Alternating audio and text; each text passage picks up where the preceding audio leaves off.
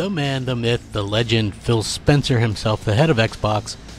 Well, he actually was speaking about this a while ago, but I've just now gotten around to like kind of dissecting his entire like Q&A section, and so I thought that this would be a very interesting video where Phil Spencer was very blatantly honest about the Xbox Scorpio. And I know there's going to be some pundits or asshats in the comment section or whatever that think, well, what would you expect Phil Spencer to say? Of course he's going to say it's good, blah, blah, blah.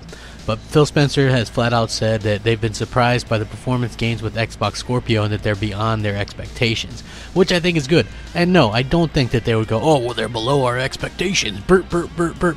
I don't think they do that, but I do think that various people at Microsoft have been pretty damn honest when it comes to the underperformance of the Xbox One.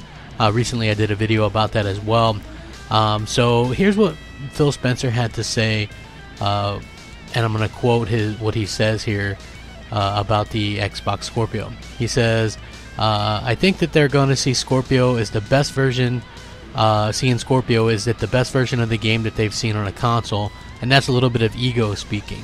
But I'll say, as we designed the console, we picked a certain GPU, we picked a certain CPU frequency we wanted to hit, an amount of RAM we wanted, an amount of memory bandwidth we wanted, and I've kind of talked about it more as a balanced system. It's easier to stand on stage with 6 teraflop t-shirt and people kind of focus on one thing, but the platform is obviously much more complex than a single number. I think it's fair to say that we've been surprised by the performance gains that Scorpio has given us beyond our expectations.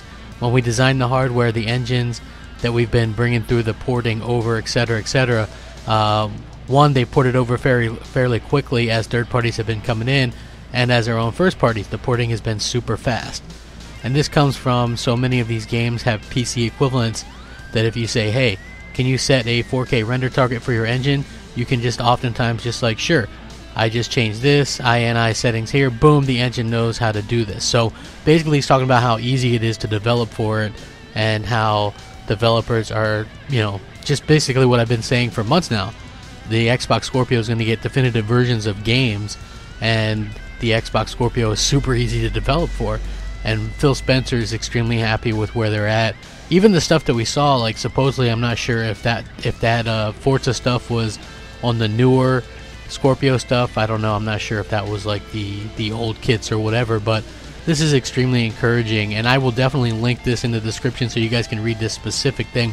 Even though it's more than a week old, this specifically is something that I think was worth pointing out. And again, sometimes, you know, it takes me a while to kind of go through all of this news and stuff like that, and I haven't really seen a lot of you know, articles or videos or anything about this one specific thing. So if there are others, then forgive me for that, but as far as I can tell so far, things are looking pretty good with the Xbox Scorpio.